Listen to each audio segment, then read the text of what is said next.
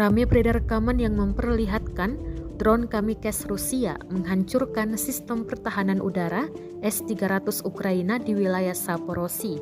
Rekamannya juga diunggah di Telegram pada Senin 7 November 2022. Tampak detik-detik drone kamikaze meluncur dan membombardir sistem pertahanan udara S-300 Ukraina. Serangan tepat mengenai sasaran. Ledakan juga terekam kamera drone Rusia. Diketahui, serangan Rusia tersebut memanfaatkan drone ringan penebar bom buatan Iran yang dinamai Shahed. Drone kamikaze itu memiliki ukuran kecil dan bisa menyerang target dalam jumlah besar. Drone itu dianggap sebagai salah satu cara Rusia untuk memperkuat serangan mereka di Ukraina.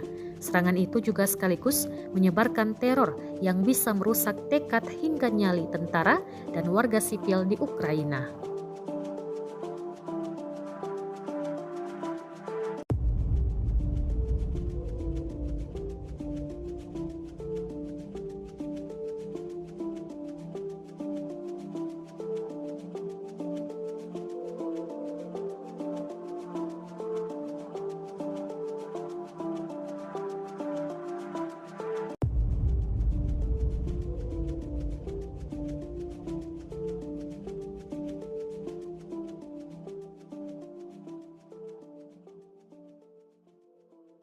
Terima kasih sudah nonton.